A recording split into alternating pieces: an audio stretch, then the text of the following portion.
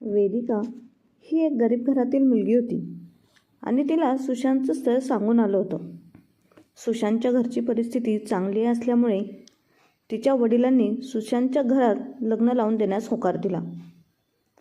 जेव्हा वेदिका लग्न करून तिच्या सासरी आली होती, नवीन घरांमध्ये आपले स्थान निर्माण करून सासरच्या लोकांशी सामंजस्य साधण्याचा ती प्रामाणिकपणे प्रयत्न करत होती. तिचे हेच लक्ष होते की तिच्या वागणुकीमुळे कोणालाही त्रास होऊ नये.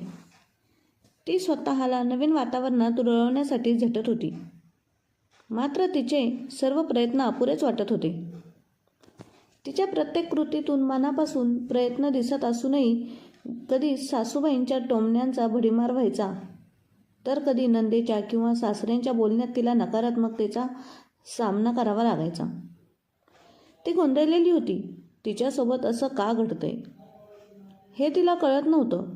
वेदिकाच्या सासरी सासू सासरे, एक नणंद आणि एक दीर होते आणि दीर नोकरीच्या निमित्ताने बाहेरगावी राहत होता, तर वेदिकाचा नवरा सुशांत त्याच शहरात एका खाजगी कंपनीत नोकरी करत होता.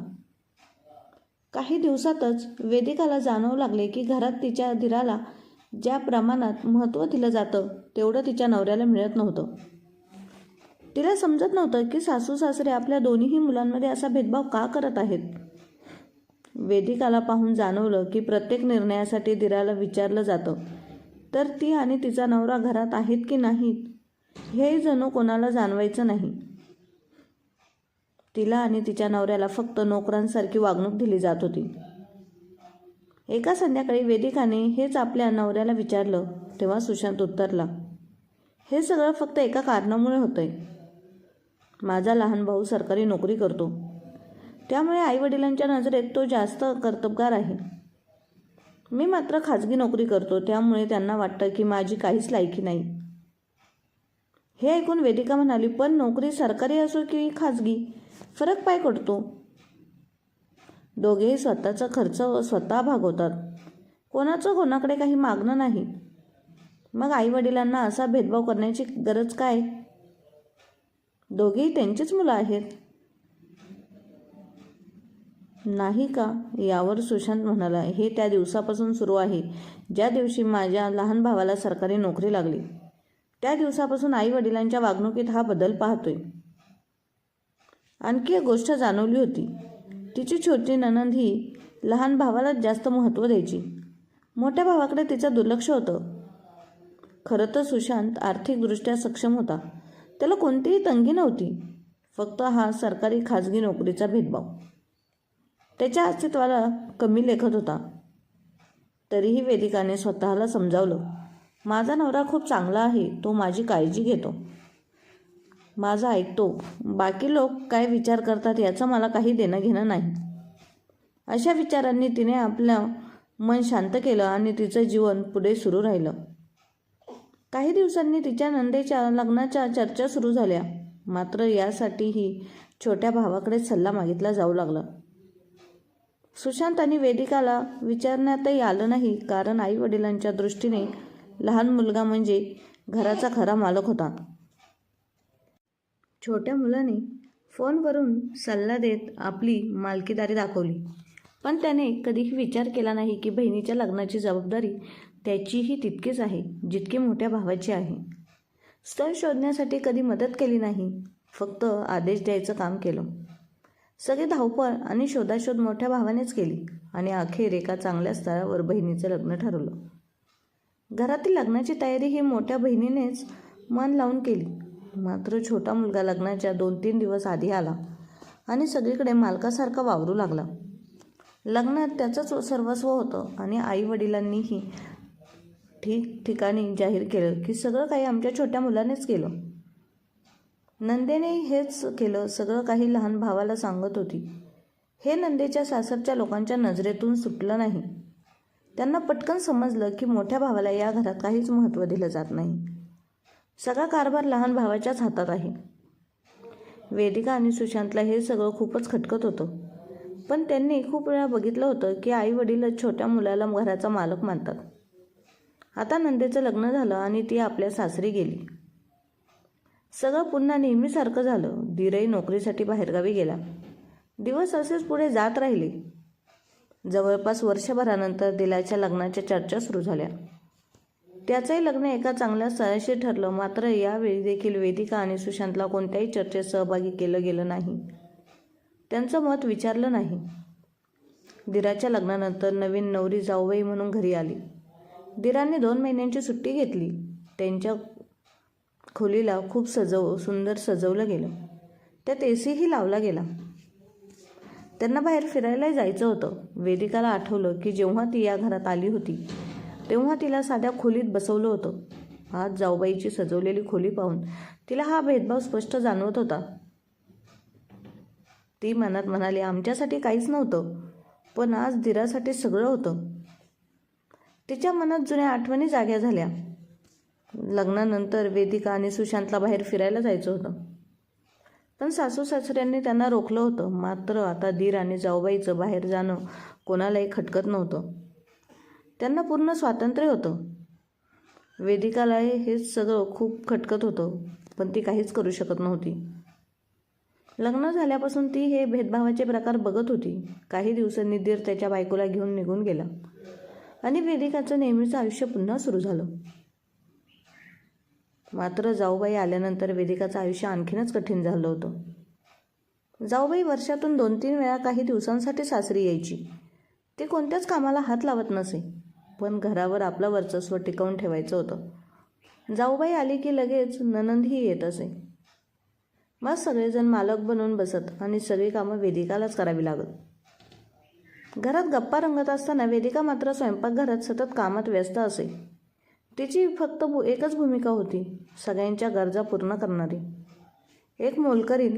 आणि या सगळ्यांमुळे वेदिका आपल्या मुलांकडे नीट लक्ष देऊ शकत नव्हती. जेव्हा तिने ही बाब आपल्या नवऱ्याला सांगितली तेव्हा त्यालाही वाटलं, माझी बायको एकटीच का सगळ्या घराची जबाबदारी उचलेल. पण त्याला हेही माहीत होतं की जर त्याने काही बोललं तर आई वडील उगाच तमाशा करतील. वेदिका या सगळ्यांनी वैतागून गेली होती. हे सगळं पाहून कालच आलेल्या जाऊबाईंनाही चांगलं समजलं होतं की या घरात वेदिका आणि तिच्या नवऱ्याला काहीच किंमत नाही. त्यामुळे जाऊबाई ही हळूहळू वेदिकावर रुबाब करू लागली. ती प्रत्येक गोष्टीत वेदिकाची टिंगल उडू लागली. नणंद आधीपासूनच फटकळ स्वभावाची होती. वेदिकाने तिच्या नणंद आणि सासूबाईंची दादागिरी सहन केली होती, पण आता जाऊबाईचा उद्धटपणा दिवसेंदिवस वाढत चालला होता. जाऊबाई जेव्हा पण घरी येते तेव्हा वेदिकाचा कोणता ना कोणत्या प्रकारे अपमान करायची. पण आता वेदिकाने ठरवलं होतं, हे सगळं आता अजिबात सहन करायचं नाही. प्रत्येकाला त्यांच्या वागण्याचा हिशोब द्यायला लावेन. यावर्षी दीर आणि जाऊबाई उन्हाळ्याच्या सुट्टीसाठी 1 महिन्यासाठी आले होते. वेदिकाने आधीच मनाशी पक्क केलं होतं, यावेळी जे काही होईल त्याला मी ठाम उत्तर देईन. जाऊबाई घरी आल्याबरोबर नणंद आपल्या मुलांना घेऊन माहेरी येऊ बसली. तिने ठरवलं होतं की नेहमीप्रमाणे वेदिकाने तिची चाकरी करावी. मात्र काही वेळानंतर जाऊबाई आणि नंदेने पाहिलं की वेदिका आपली बॅग पॅक करत होती. त्यांनी पटकन जाऊन सासूबाईंना सांगितलं. सासूबाई तडक वेदिकाकडे आल्या आणि चिडून विचारलं, वेदिका, हे तू काय करतेस?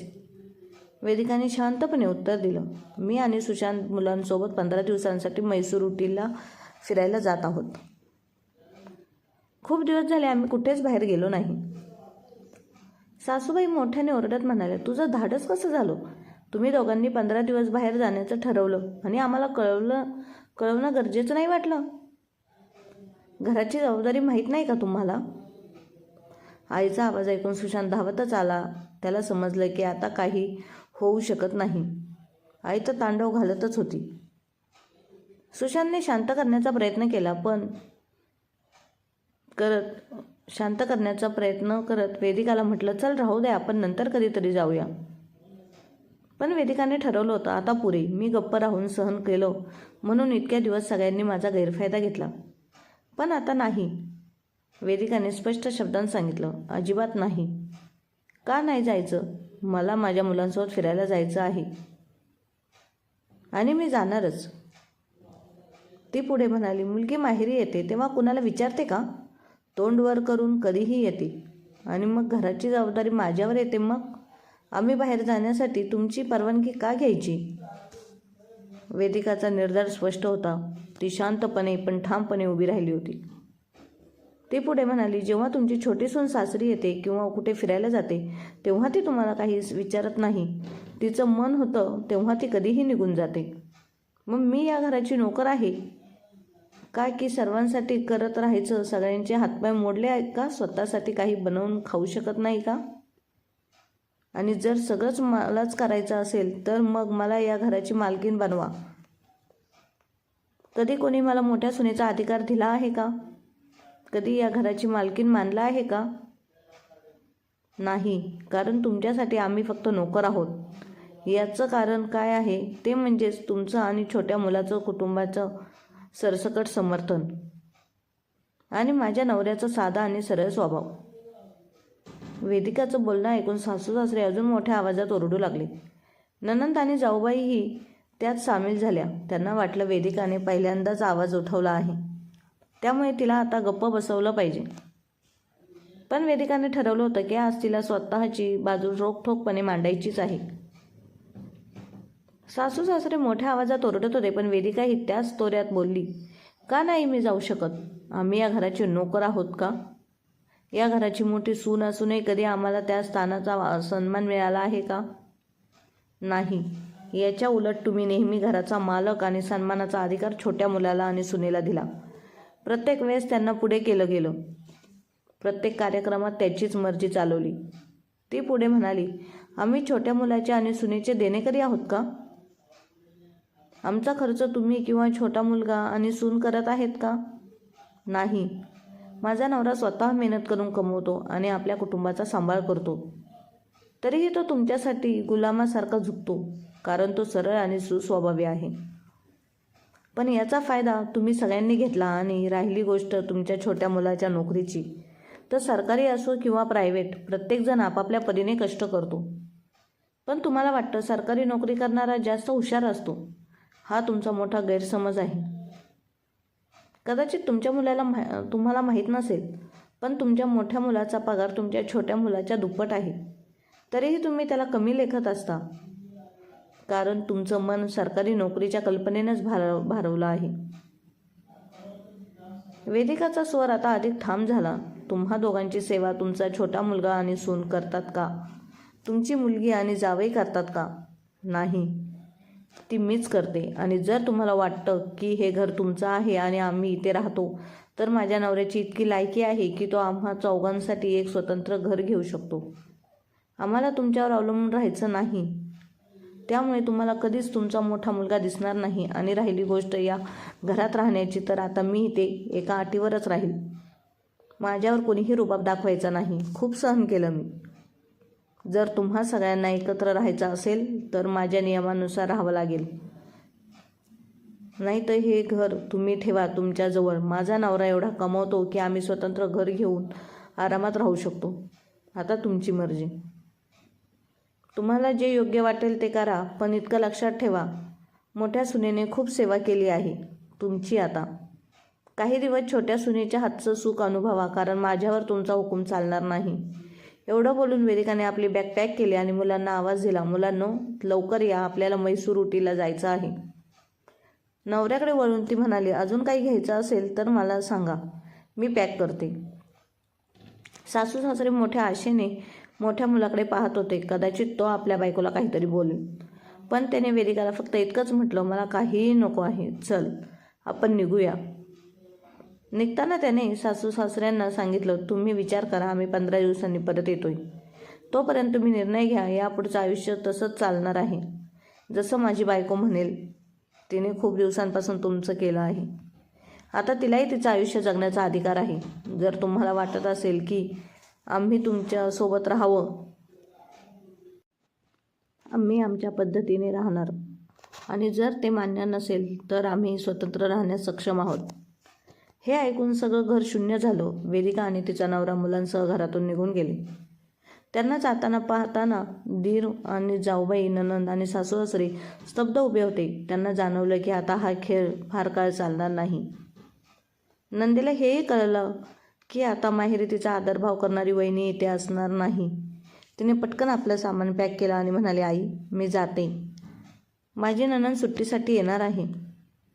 हे सगळं पाहून सासूबाईंचं डोकं फिरलं. त्यांना आपलं सिंहासन डगमगत असल्यासारखं वाटू लागलं. त्यांनी आपल्या छोट्या सुनेला हाक मारली, सुनबाई मला एक ग्लास पाणी दे, मला चक्कर येत आहे, आणि जरा आलं घालून चहा बनव. छोटी सुनबाई ठामपणे म्हणाली, आई तुम्ही मला नोकर समजता का? मी तर माझ्या घरी काम करत नाही, मी पूर्ण वेळ कामवाली मेड ठेवली आहे आणि मला आलं घातलेला चहा आवडतो. तुम्हाला शक्य असेल तर माझ्यासाठीही एक कप बनवा. आणि हो, उद्याच्या ट्रेनने मी परत जात आहे, इथं काम करणं मला शक्य नाही. हे ऐकून छोटी सून आणि दीर आपापल्या बॅग भरण्यासाठी निघाले. सासू सासऱ्यांना आता त्यांच्या चुकीची जाणीव झाली. ज्यांना त्यांनी एवढ्या दिवसांपासून मालक बनवलं होतं ते त्यांच्यासाठी काहीही करण्यास तयार नव्हते. आणि त्यांनी हेही ओळखलं की जर आता मोठ्या सुनेला तिचा हक्क दिला नाही आणि तिच्या नियमांनुसार राहायला शिकलो नाही तर तीही पुन्हा त्यांना विचारणार नाही. सासूबाईंच्या मनात विचारांची कल सुरू होती. त्यांनी ठरवलं की आपली चूक सुधारण्यासाठी पहिलं पाऊल उचललं पाहिजे. त्या स्वतःशीच म्हणाल्या, सुनबाई परत येण्याआधी तिची खोली सुंदर करून ठेवावी. ती परत आल्यानंतर आनंदाने हसली पाहिजे. त्यानंतर त्या छोट्या सुनेला म्हणाल्या, तुला उद्या जाण्याची गरज नाही, तू आजच जाऊ शकतेस. हे घर माझं आहे आणि मी ठरवेन की इथे कोण राहणार आणि कोण नाही. मी ठरवलं आहे की या घरात माझा मोठा मुलगा आणि माझी मोठी सून मालकीण बनून राहतील. आजपर्यंत त्यांच्यावर जो अन्याय झाला आहे तो मी दूर करणार आहे. कारण मला माहीत आहे की म्हातारपणे आमचा आजारपण वेदिका आणि सुशांतशिवाय कोणीही काढणार नाही. त्यांनी पुढे खडसावत सांगितलं, तुला आलं घालून चहा पिण्याचा मोह असेल तर तिथे जाऊन तुझ्या मेडला सांग, ती तुला चहा करून देईल. कारण मी तुझी मेड नाही, मला माझ्या चुकांची जाणीव झाली आहे आणि आता मी त्या सुधारायला घेतल्या आहेत. तुलाही वेळेत स्वतःला सुधारायला हवं, नाही तर वेळ चांगल्या चांगल्या लोकांना योग्य जागी आणते. यात तुझी चुकी नाही, आमची चूक आहे. आम्हीच तुला डोक्यावर बसवलं होतं, पण आता आम्ही स्वतःला बदलत आहोत. तूही स्वतःला बदल, तेच तुझ्या भल्यासाठी असेल. इतकं बोलून सासूबाईंनी आपल्या मुलीला फोन लावला. त्या स्पष्ट स्वरात म्हणाल्या, पुढच्या वेळेस माहेरी यायचं असेल तर विचार करून ये. मोठ्या वहिनीला योग्य मान सन्मान द्यावा लागेल. त्याचबरोबर घरातील कामात तिची मदतही करावी लागेल. जर हे जमत नसेल तर माहेरी घरी येण्याची गरज नाही. तुलाही आम्ही डोक्यावर बसवलं होतं, ही आमची चूक होती. आता आम्ही ती दुरुस्त करत आहोत. आणि हो, एक गोष्ट लक्षात ठेव, आई वडील मुलांमध्ये भेदभाव करत राहिले तर तेच त्यांच्या मुलांना एकमेकांचे शत्रू बनवतात. जर प्रत्येक मुलाला समान प्रेम आणि सन्मान दिला तर कधीही घरामध्ये दरी निर्माण होणार नाही. त्या क्षणी सासूबाईंना त्यांच्या वागणुकीतील चुकांचा स्पष्ट स्वीकार केला. त्यांनी ठरवलं की यापुढे आपल्या मोठ्या सुनेला आणि तिच्या मोठ्या मुलाला तिच्या कष्टाचं योग्य मूल्यमापन मिळवून द्यायचंच, जेणेकरून घरात पुन्हा शांतता नांदेल. आणि 15 दिवसांनी मोठी सून आणि मुलगा आल्यानंतर त्यांनी त्या दोघांची माफी मागितली आणि पुन्हा असे वागणार नाहीत असं त्यांना प्रॉमिस केलं. व मुलांनी देखील त्यांना माफ केलं व ते आनंदाने एकत्र राहू लागले. धन्यवाद.